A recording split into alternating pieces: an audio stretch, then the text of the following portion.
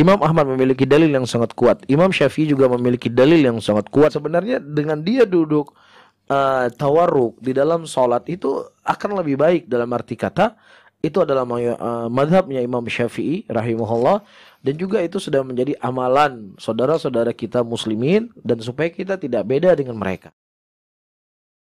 Assalamualaikum warahmatullahi wabarakatuh. Alhamdulillahirabbil alamin. Allahumma shalli wa sallim ala sayyidina wa habibina Muhammadin wa ala alihi wa sahbihi ajma'in, amma ba'du. Pada kesempatan kali ini kami bersyukur kepada Allah Azza wa Jal yang telah memberikan petunjuk kepada salah satu ustadz sanjungan kaum Wahabi, di mana dia itu sudah menyadarikan bahwasanya kita mengikuti mazhab Imam Asy-Syafi'i, ya contohnya di sini dalam masalah sholat ya, yaitu duduk tawaruk atau iftirosh. Lah pada waktu itu dia mengatakan, namanya Harith Abu Naufal ya, Harith Abu Naufal, dia mengatakan kita lebih baik mengikuti mazhab Imam Asy-Syafi'i, apalagi mayoritas masyarakat itu sudah mengikuti mazhab Imam Asy-Syafi'i dalam masalah ini. Nah, jadi kita itu lebih baiknya tidak berbeda dengan kaum muslimin yang lain, katanya. Alhamdulillah. Bahkan yang lebih menarik lagi teman-teman, ada juga seorang ustadz sanjungan kaum Wahabi di mana dia menyatakan dalam salah satu ceramahnya begini. Ini videonya ya. Ada riwayat, saya tidak pernah melihat sholat orang yang paling mirip dengan sholatnya Rasulullah ketimbang Imam Asy-Syafi'i. Karena Imam Syafi'i belajar dari Abu Muslim belajar kepada Atha ibn Abi Rabah. Atha ibn Abi Rabah belajar kepada Abdullah ibn Zubair belajar kepada Abu Bakar, dan Abu Bakar belajar langsung kepada Rasulullah. Nyambung. Dalam video itu sangat jelas, Ustadz Zainal Abidin, ini sanjungan kaum Wahabi, menyatakan ada sebuah riwayat yang menyatakan bahwasanya sholatnya orang yang sangat mirip dengan Nabi Muhammad SAW adalah sholatnya Imam Asy-Syafi'i. Ada riwayat begitu katanya ya. Dikarenakan Imam Asy-Syafi'i itu belajar dari ini sampai nyambung dengan Rasulullah SAW. Intinya adalah orang yang paling mirip sholatnya dengan Nabi adalah Imam Asy-Syafi'i. Kata Ustadz Zain Abidin mengutip sebuah riwayat. Nah ini ya. Tetapi persoalannya adalah, kalau memang para ustadz-ustadz Wahabi itu mengakui bahwasanya Imam Asy-Syafi'i ini alim, kemudian tata cara sholatnya, kaifatus sholahnya itu sesuai dengan tuntunan Nabi Muhammad SAW. Lalu mengapa kok banyak ya para ustadz-ustadz sanjungan kaum Wahabi itu yang berkuar-kuar kunut subuh bid'ah? Padahal kunut subuh itu adalah mazhab Imam Asy-Syafi'i. Dalam pandangan Imam Asy-Syafi'i ataupun mazhab Imam Asy-Syafi'i sangat tegas, jelas di sana bahwasanya hukum doa kunut subuh itu adalah sunnah. Dan kata Ustadz Zain Abidin, ada riwayat sholatnya orang yang paling mirip dengan Nabi adalah Imam Asy-Syafi'i. Lalu mengapa kunut subuh itu kok diteriakin oleh para ustadz-ustadz Wahabi itu bid'ah lah, apalah? Ayo, piye kira? Katanya orang yang paling mirip dengan Nabi sholatnya adalah Imam Asy-Syafi'i.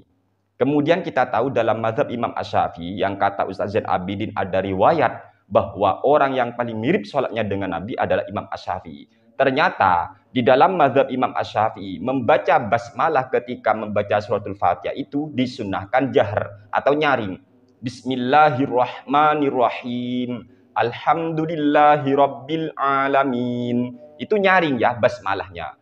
Tetapi kenapa ada orang yang masih teriak, dipersoalkan itu bacaan basmalah secara nyaring?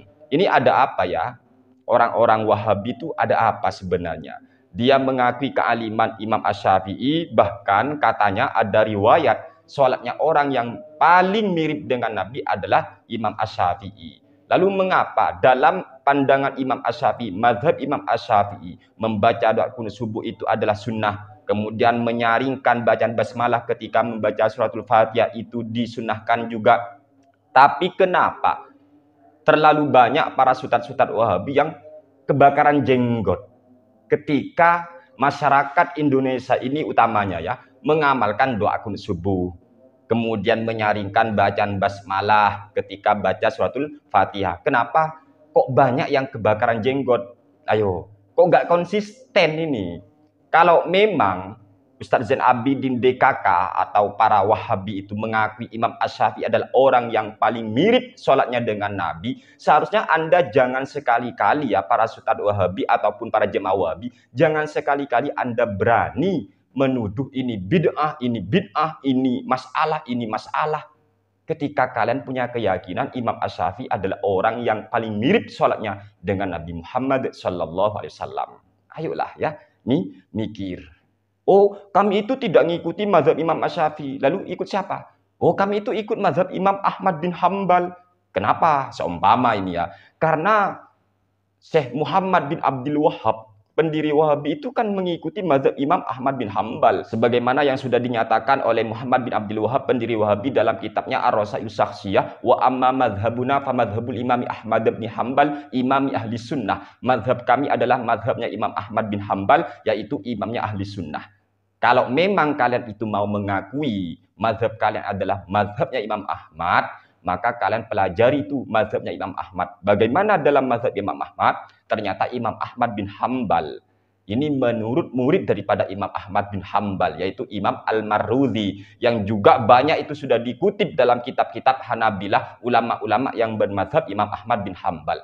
Kata Imam Ahmad bin Hambal, ketika kalian memasuki pekuburan ataupun sedang ziarah ke kubur, maka kalian bacalah suratul Fatihah, bacalah Al-Mu'awwidhatain, bacalah Al-Ikhlas, kemudian hadiahkan pahala ngaji Al-Quran itu kepada mayit, sebab pahala bacaan Al-Quran akan sampai kepada mayit. Itulah mazhab Imam Ahmad bin Hambal. Kenapa kalian kok masih berteriak-teriak? Oh itu bid'ah, oh itu gini-gini. Lah katanya mau ikut Imam Ahmad bin Hambal. Ternyata kalian ya apa? Kemudian mereka itu biasanya Wahabi. Kami ikut ulama-ulama Arab Saudi. Ternyata ulama Arab Saudi tarawihnya 23 sak witirnya. Kalian berapa? Ayo. Kemudian kami ikut ulama Saudi, ulama Arab Saudi. Ternyata ulama Arab Saudi, contohnya Syekh Ibnu Utsaimin mengatakan bersalaman setelah selesai sholat jemaah itu boleh-boleh saja, no problem, tidak masalah. Tapi kalian, ayo mempersoalkan. Pokoknya kami merasa heran kepada Wahabiyah. Monggo silakan disimak lagi video daripada Ustadz sanjungan kalian sendiri. Orang yang paling mirip katanya dalam sebuah riwayat sholat dengan Nabi yaitu Imam Asy-Syafi'i. Imam Asy-Syafi'i bagaimana? Ada doa subuh. Imam Asy-Syafi'i gimana? Menjaharkan, menyaringkan bacaan basmalah. Semoga apa yang kami sampaikan bermanfaat untuk kita semua. Amin ya rabbal alamin. Hadanallahu wa iyyakum ila siratal mustaqim. Wassalamualaikum warahmatullahi wabarakatuh.